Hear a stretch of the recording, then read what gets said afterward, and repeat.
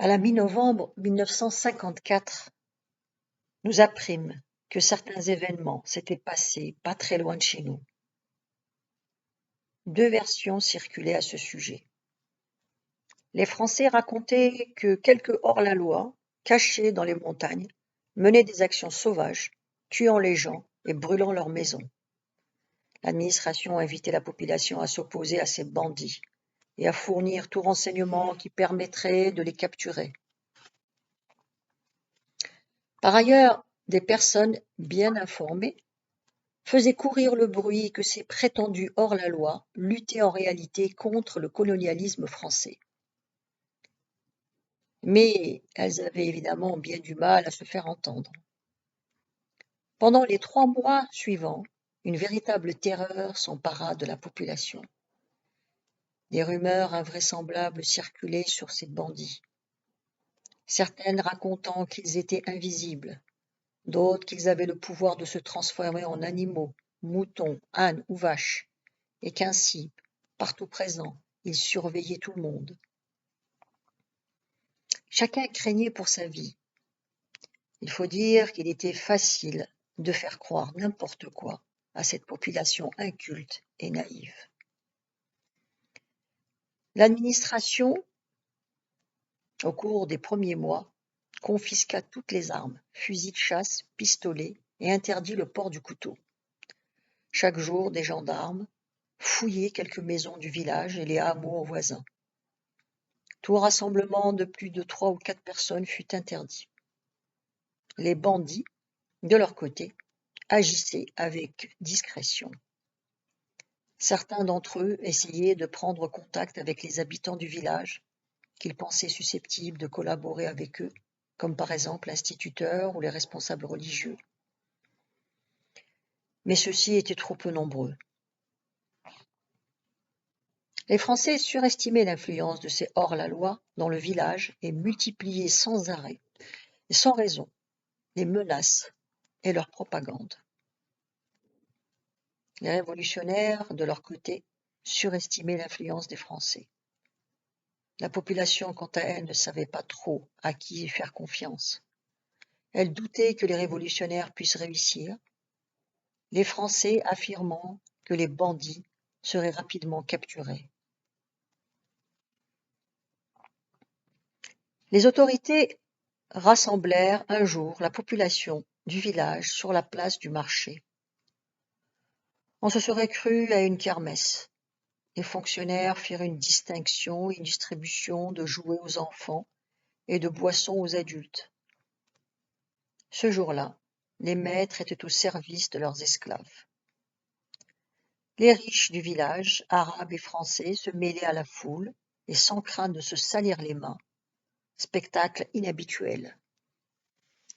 Puis le caïd fit un discours. Pendant les 20 premières minutes, il ne parla pas des événements. Il se contenta d'exposer les mesures prises pour améliorer les conditions de vie et la scolarisation, sans pour autant expliquer pourquoi nous étions privés de ces avantages depuis plus de 100 ans. Il nous annonça la création dans le village de plusieurs écoles où tous les enfants seraient admis et l'augmentation des salaires. Certains s'imaginèrent qu'un miracle venait d'arriver, mais la plupart des villageois n'en crurent rien, car bien des promesses semblables faites dans le passé n'avaient jamais été tenues. Le caïd termina par quelques paroles prononcées très sèchement. En tant que caïd du village, mon devoir est de vous mettre en garde contre des événements qui se passent tout près d'ici. Étant à la tête de l'administration du village, j'en suis particulièrement bien informé. Ne croyez pas ce qu'on vous raconte, mais ayez confiance en moi. Des gens ont été assassinés et des fermes pillées. Quels en sont les responsables? Ce sont des repris de justice, des hommes très dangereux, condamnés à la prison à vie pour leurs crimes passés. Sans espoir pour leur avenir, ils se sont réfugiés dans les montagnes et tirent sur les honnêtes gens. Voilà ce qu'ils sont en fait, rien qu'une trentaine, armés de fusils de chasse et de couteaux, ayant contre eux la France entière. Comment pourraient-ils résister? D'ici 1 mois, ils seront arrêtés et remis en prison. Ils ne seront cependant pas tués, car la justice est généreuse. Je vous demande aujourd'hui de nous aider à les capturer avant qu'ils ne commettent d'autres meurtres. Je suis certain que d'ici 10 jours, quelques-uns d'entre vous m'en amèneront 1 ou 2. Il y aura une récompense pour eux. Je suis le chef du village et je fais appel à vous pour que nous travaillions la main dans la main. Si vous avez besoin de quelque chose, n'hésitez pas à demander à vos camarades,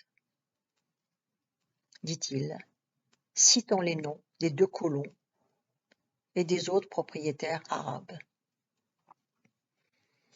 À la fin de son discours, il n'y eut aucun applaudissement. Les gens restèrent crispés, pâles, se demandant pourquoi tout à coup on leur parlait comme à des hommes et on les considérait comme des camarades. Le caïd croyait bien faire en parlant à ces animaux rassemblés en troupeaux sur la place. Malheureusement pour lui, son discours était si mensonger et hypocrite que même les plus ignorants ou naïfs s'en rendirent compte.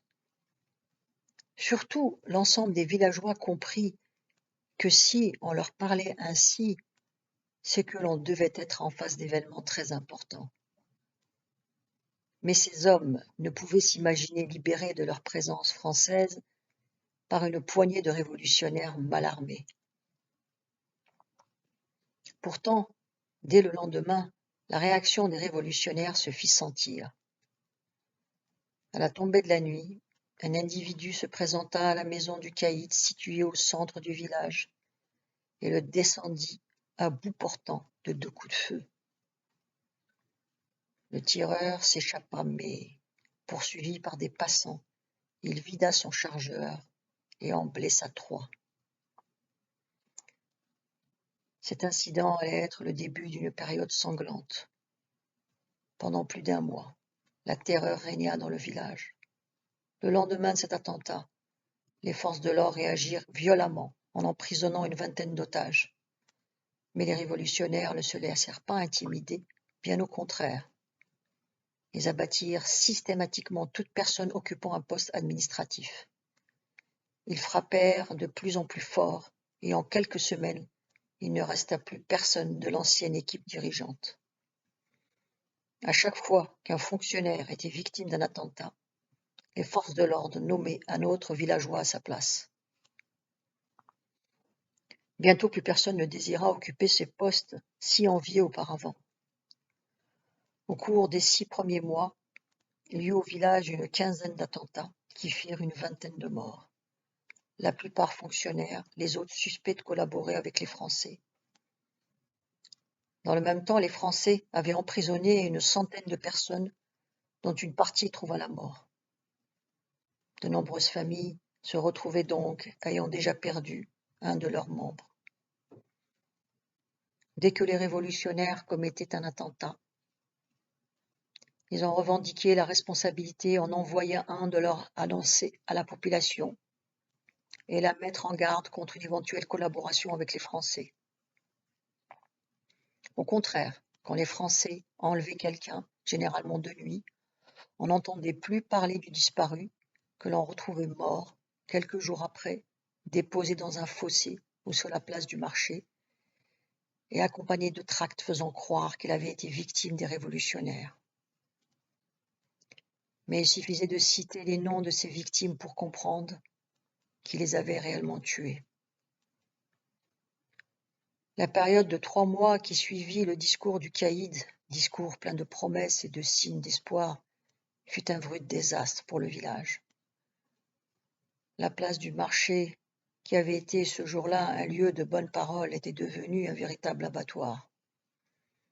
Les promesses d'amélioration de l'enseignement et de création de nouvelles écoles se traduisirent par la suppression de certaines matières à l'école arabe et par l'emprisonnement des instituteurs, l'amélioration sociale par la saisie des biens des prisonniers qui possédaient quelque chose. Quant à l'entente entre tous dont parlait le caïd, elle laissa place à la haine et à un désir de vengeance dans les familles ayant perdu quelqu'un. À la fin de l'année 1955, Près d'un quart des hommes du village avaient disparu. La moitié de ceux-ci avaient fui et s'étaient réfugiés dans les grandes villes. Les autres, une centaine, étaient morts ou emprisonnés, ou bien encore avaient rejoint les révolutionnaires, non pour servir directement leur cause, mais pour venger leur père ou leurs frères tués par les Français. Leur haine renforça la révolution naissante. Fin 1955. Les révolutionnaires étaient enfin reconnus en tant que tels par la majorité de la population, non pas à cause de leur propagande, faible du fait de leurs moyens, mais à cause du comportement des Français. Comme ces derniers faisaient prisonnier bon nombre d'innocents, les autres villageois prenaient le maquis ou travaillaient dans le village pour les révolutionnaires, préférant au risque d'être un jour arrêtés sans raison, celui d'être capturés pour une cause juste. C'est ainsi que l'organisation révolutionnaire se développa rapidement. Ils arrangèrent des réunions pour expliquer les buts de leur révolution et se faire mieux connaître. Celle-ci se tenait de nuit, en plein champ. Au coucher du soleil, un responsable se présentait dans les maisons et avertissait les gens pour qu'ils se rassemblent à un endroit convenu, choisi loin du village et favorable à une dispersion rapide dans le cas où les Français arriveraient. Tous les gens du village, ne pouvant aller à la fois à une seule et même réunion, plusieurs rassemblements successifs furent organisés. Ils duraient de 2 ou 3 heures, pendant lesquelles on entendait quelques discours et faisait connaissance avec les chefs locaux. Ils se terminaient par une collecte pour acheter armes et médicaments. À chaque fois qu'une réunion se tenait, des maquisards surveillaient les endroits où pouvaient être les forces de l'ordre, et au moindre mouvement, le signal de dispersion était donné. De plus, il fallait faire attention aux dénonciations, car certains restaient favorables aux Français. Fin 1955. Les révolutionnaires avaient tué une trentaine de personnes et brûlé 3 fermes, tandis que les Français avaient fait une centaine de victimes, pillé une quinzaine de magasins, mis le feu à une dizaine de maisons et emprisonné une centaine de gens. Enfin, de nombreux villageois avaient pris le maquis. Ces derniers étaient divisés en 2 catégories.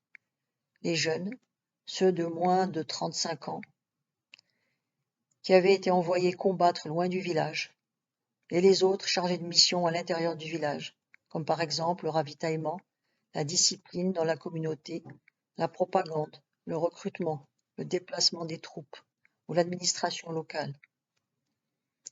L'organisation du village devint parfaite. Pour la maintenir, les révolutionnaires appliquaient une discipline très sévère à l'intérieur même du réseau. Pour être admis parmi eux, il fallait, à moins d'être poursuivi par l'armée française, commettre un attentat. On désignait à l'intéressé une victime, lui indiquait le lieu, la date et l'heure de l'assassinat, et il devait exécuter strictement les ordres. La moindre erreur était punie de mort. Cela se produisit 3 fois dans mon village. La première, l'homme tira sur le gendarme qu'il devait tuer, mais affolé, le rata. À son retour, les maquisards le fusillèrent. Le second n'avait pas respecté l'heure indiquée et avait tiré 2 heures plus tôt que prévu, de sorte que les responsables révolutionnaires étaient encore au village et purent de justesse s'enfuir malgré le bouclage. Le troisième avait parlé à des amis de son projet avant de l'exécuter. Les révolutionnaires appliquaient ces méthodes pour 2 raisons. L'une était d'empêcher chaque nouveau maquisard de revenir en arrière en le compromettant définitivement aux yeux de l'administration française.